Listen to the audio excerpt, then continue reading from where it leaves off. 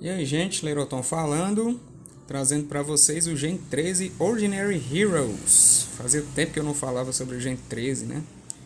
Tanto pelas ocupações quanto porque eu tinha dado uma parada na leitura deles, porque chegou num ponto da história em que começava aqueles crossovers da Wildstorm, né? E eu resolvi dar uma lida no crossover, né? Então depois eu vou falar sobre isso.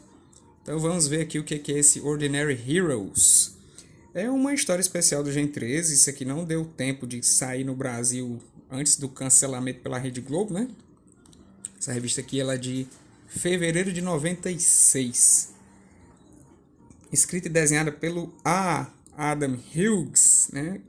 Um cara super famoso aí por desenhar mulheres gostosonas. Mas aqui ele também escreveu. Olha aqui, um outro crossover aqui que eu ainda quero falar com vocês. Principalmente sobre esse, né? Então, o que é o Ordinary Heroes? É uma missãozinha extra, digamos assim, do Gen 13, né? Aqui você tem a Caitlyn, né, a Fairchild, que ela foi na faculdade dela buscar umas coisas que ela tinha deixado lá. E, de repente, ela é buscada pelo Lynch. O Jim Lee bem aqui, ó. Ela é buscada pelo Lynch e os coleguinhas dela do Gen 13 para resolver uma treta gigante aqui. Isso aqui, além de super bem desenhado e tal, ele também foi muito bem recebido lá fora. Depois que eu terminei de ler, eu fiquei pensando se isso aqui não é a melhor história do Gen 13 que existe. Não que seja, nossa, que super história, mas é porque realmente as historinhas do Gen 13 elas são bem qualquer coisa mesmo.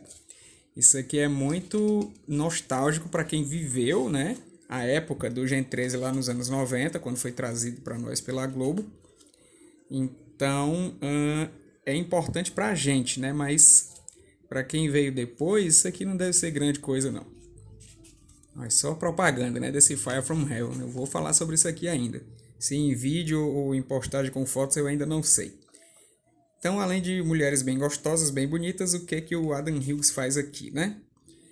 Eles têm a missão de deter uma coisa que eles ainda não sabem o que é, e eles estão putos com o Lynch porque ele não fala pra eles, né? Ele só fica tratando eles mal aqui, dando ordens pra eles e tal. Eles ficam naquela, poxa, não vamos mais obedecer esse coroa, né? Porque ele tá de sacanagem aqui com a gente. Ele leva a gente pra tudo quanto é lado, a gente arrisca nossas vidas e a gente não pode nem saber sobre o que é a missão, né? Eles estavam meio putaça aqui com ele. E aí, de repente, a aeronave deles é atingida, né?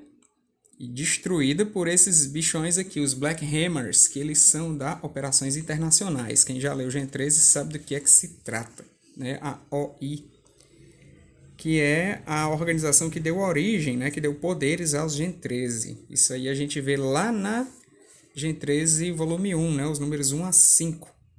A gente vê eles fugindo lá. Eu até já fiz vídeo falando sobre isso. Depois eu vou dar uma recalchutada naqueles vídeos que eu tinha feito pro IGTV e vou botar no YouTube, né? O IGTV é horrível. E aí também devo colocar um pouco no TikTok. Então termina aqui com a criatura, né? Que é o tal do inimigo que eles têm que combater. Aqui tem algumas propagandas, né? Da época lá nos Estados Unidos. A propaganda do desenho animado dos Wildcats. Eu assisti o primeiro episódio. Achei que eles deram uma focada assim exagerada no Warblade, né? Que é o Wolverine do grupo. Acho que para chamar a atenção, né? Os americanos adoram heróis estilo Wolverine. Bonecos, né? Tartaruga Ninja encontra aqui o Savage Dragon. E o outro número aqui é onde a gente vê a luta deles com a tal da criatura, né? A gente vai descobrir o que o Lynch estava escondendo e que missão tão perigosa é essa. Vamos ver aqui então uma propaganda aqui do Death Blow número 0, que eu li também, faz parte também, ou vem logo em seguida, né, daquele evento lá que eu quero comentar com vocês, o Fire from Heaven. Que você vê a Caitlyn fugindo da criatura, né? Carregando um cara aqui. E esse monstro, ele consome tudo que está pela frente dele. Seja seres humanos, seja máquina, seja arma. Tudo ele consome e transforma em alimento para ele, né?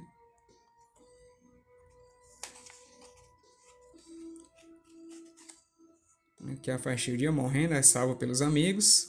E aí eles estão naquela, né? O que fazer e tal. Aí o Bob aqui tá dizendo aquele negócio bem americanozão armado, né? Vamos matar o bicho, que o bicho tá querendo matar todo mundo. né? Muita cara de americano. Mas a coisa não é tão simples quanto parece, né? Que foi uma das coisas mais legais que eu achei do roteiro do Hughes aqui, é que não é tudo muito óbvio, né? Nossa, tem um monstro, vamos matar o monstro. Não é disso que se trata a história. E aí a Caitlin encontra aqui com essa piloto do Black Hammer, né? Que é uma piloto que já tinha aparecido em histórias anteriores, o Gen 13. Ela trabalhava para o Lynch antes do Lynch ser um traidor das operações internacionais. E ela dá algumas dicas, né, do que é a missão, mas ela não conta muita coisa. E a Caitlin fica meio puta, mas consegue convencer, né, a mulher lá a colaborar um pouco com eles. E aí eles estão aqui procurando o Lynch, né? Porque depois que a aeronave caiu, eles conseguiram se salvar, mas ninguém sabe onde é que foi parar o Mr. Lynch. Aí aqui, né, aparece o Clint Eastwood, ou o Lynch, né? Que ele sempre teve essa cara zona de Clint Eastwood, e aqui ele tá literal, né? O Clint. Pra vocês verem como a arte do Hughes é fodástica. Tem até uma seçãozinha de cartas aqui, onde a galera rasga elogios aqui, mas tem motivos para tantos elogios, pelo menos em alguns casos, né? Uma das coisas que mais chamou a atenção da galera foi a musculatura, né, da Fairchild aqui, porque ela tem aquela coisa, né, o quadril mais estreito, os ombros mais largos, né, como uma halterofilista zona mesmo. A galera chama a atenção que muitos desenhistas fazem ela como se fosse uma mulher toda gigante, né, bunda grande, peito grande, braço grande. Hoje em dia é até fácil você ver isso, mas ali na metade dos anos 90 não era tão comum assim. Aqui a gente está vendo a revelação da história, né? Eles conseguem obrigar o Lynch aí a contar qual é a parada. E aí se trata de um bebê que é um monstro, né? O bebê vira aquele monstrozão estranho lá que consome tudo. Só que não é só apenas isso, né? Como diria no Cacete Planeta. A outra coisa que chamou a atenção da galera foi as feições indígenas da Rainmaker, né? Achei um pouco estranho, né? A Granizo aqui, porque de lado ela me parece uma personagem. Quando ela aparece com o rosto de frente, ela me parece outra pessoa, né? Parece que não tem nada a ver assim, mas quem sou eu para, né, falar do desenho do Adam Hughes? E aí ela dá uma escarrada federal aqui no Bob. Olha aí como ela de frente fica diferente, né? Dizendo o quanto que ele é idiota dele não perceber as coisas, né? Que aquele bebê, na verdade, ele também é um geniativo, assim como eles. E que ele continua sendo um bebê. Ele não sabe o que está fazendo. E o Bob queria simplesmente chegar e matar o bicho, né? E aí, quando percebem esses detalhes, né? Ele até fica com lágrimas nos olhos aqui. Aí a Fairchild decide que eles vão salvar o bebê, né? Seja lá como vão fazer isso, porque o bicho consome tudo que vem pela frente. Mas para ela, o que importa é ser heroína zona, né?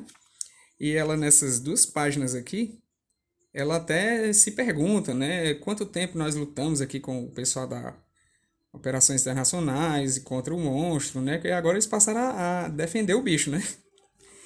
Porque é uma coisa legal que você não vê todo dia nas histórias também, esses questionamentos, né? O porquê dessa violência toda? Será que os meus poderes não poderiam ter sido usados para uma coisa útil? Por que eu ganhei umas habilidades tão violentas? Eu achei massa esses questionamentos dela. E aqui, no final das contas, quem resolve o caso é o Grunge, né? Porque depois do que a Rainmaker falou, né, a Granizo, de que o bebê ele nunca recebeu nada de bom na vida, ele sempre recebeu agressão, raiva, medo, era tudo que ele conhecia. Então, se ele recebesse talvez alguma sensação boa, algum carinho e tal, ele se sentiria bem e aí ele poderia agir diferente. E foi isso que aconteceu.